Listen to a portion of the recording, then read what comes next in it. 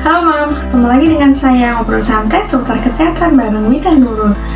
Nah, di video kali ini saya akan memberikan gimana sih caranya biar ASI lancar dan bisa banjir-banjir.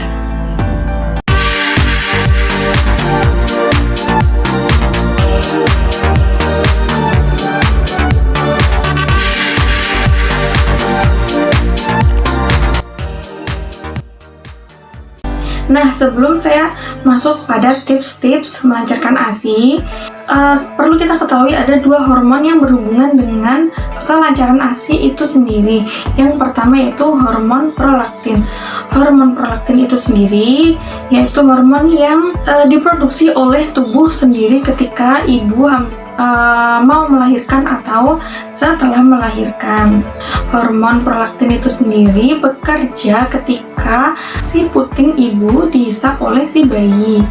Maka payudara akan mentransfer atau menyuruh otak untuk melepaskan hormon prolaktin sehingga akan memproduksi ASI. Maka semakin sering hormon prolaktin dirangsang untuk bekerja, maka semakin sering juga produksi ASI terjadi, yaitu dengan cara hisapan si bayi.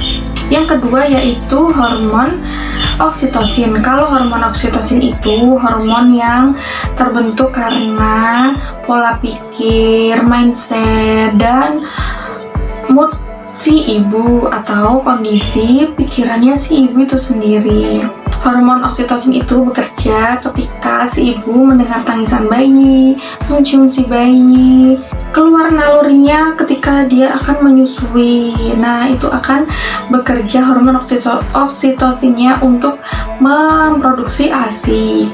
Makanya, suasana hati dan pola pikir itu bertugas penting banget di sini untuk produksi ASI itu sendiri. Makanya nggak jarang ya Mams dengar ketika jangan terlalu banyak pikiran nanti ASInya mampet. Nah, itu benar sekali karena berhubungan dengan hormon oksitosin. Nah, sekarang masuk pada tips meningkatkan produksi ASI. Yang pertama yaitu kita harus lebih sering pumping. Hormon oksitosin dan prolaktin itu sendiri bekerja ketika dia malam hari.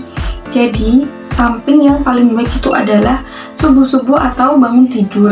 Tapi di lain waktu subuh atau bangun tidur, Mams harus melakukan pumping secara rutin 2 atau 3 jam sekali di sela-sela menyusui si bayi. Karena semakin sering ASI terkuras, semakin sering dia akan produksi kembali.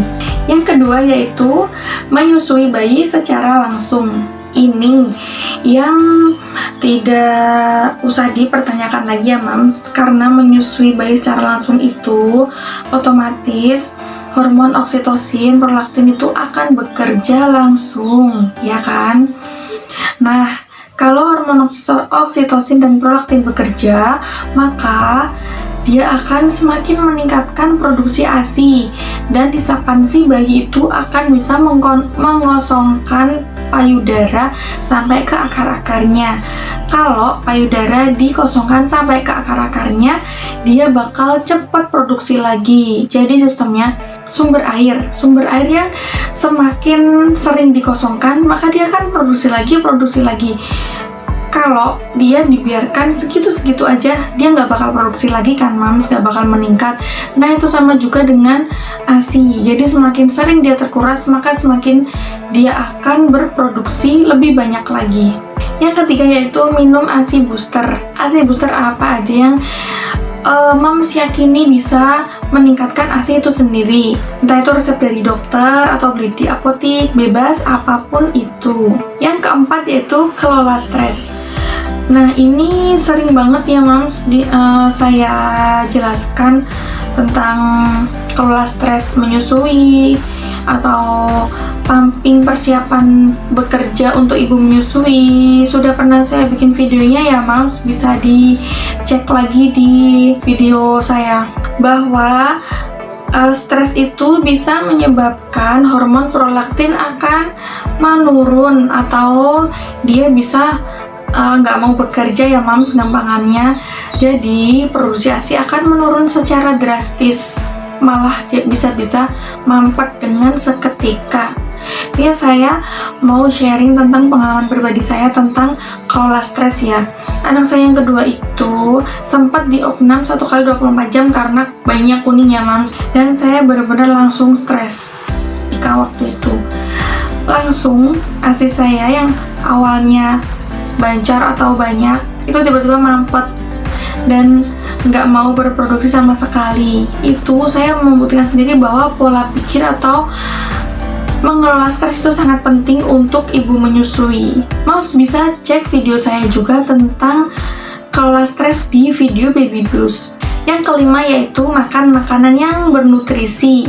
Kita bisa memilih makanan atau minuman yang bernutrisi. Lebih-lebih yang tinggi karbohidrat untuk ibu menyusui itu sangat penting ya mams. Bisa juga kita memilih minum-minuman yang berkualitas, misalnya jus, yogurt, dan makan makanan yang tinggi protein juga bisa. Misalnya kacang-kacangan, sayur-sayuran yang tinggi zat besi juga bisa. Yang keenam yaitu perbanyak minum air putih. Kita yang nggak menyusui aja wajib minum air putih minimal 8 gelas per hari. Atau kalau bisa 3 liter per hari, karena tubuh kita tuh butuh hidrasi ya mams. Semakin kita bekerja, semakin kita melakukan aktivitas tubuh kita, maka semakin membutuhkan yang namanya hidrasi. Apalagi kita yang sedang menyusui butuh banget, apalagi yang kita produksi adalah air. Jadi demi si bayi yang kita sayangi, demi anak yang kita cintai, kita sediakanlah ya secukup-cukupnya ASI. Kita bisa memaksakan diri untuk minum air putih yang banyak, dan kita bisa makan yang bernutrisi itu tadi untuk si bayi juga. Pinter-pinterlah ya mams memilih makanan dan minuman yang berkualitas untuk kita ketika menyusui. Yang ketujuh yaitu pola istirahat.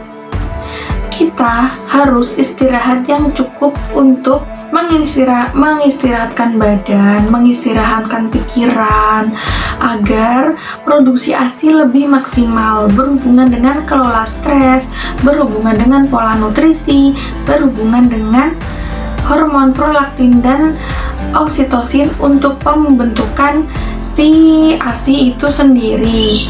Kita jam 9 malam harus sudah tidur. Kalau misalnya si bayi butuh minum, dari hasil pumping yang kita pumping itu tadi, kita bisa minta tolong untuk meminumkan kepada si bayi, kepada pasangan kita, misalnya pakai cup feeder ya mams ya, untuk menghindari yang namanya bingung puting. Ada juga videonya ya mams tentang menghindari bingung puting. Kita bisa kelola sendiri ya mams, bagaimana caranya kita bisa mengistirahatkan tubuh secara cukup agar produksi ASI untuk si bayi itu sendiri lancar ya. Nah, itu tadi 7 tips untuk meningkatkan ASI. Kalau ada yang perlu dibahas, jangan lupa tinggalkan pesan atau komen. Jangan lupa share ke sosial media yang kalian punya.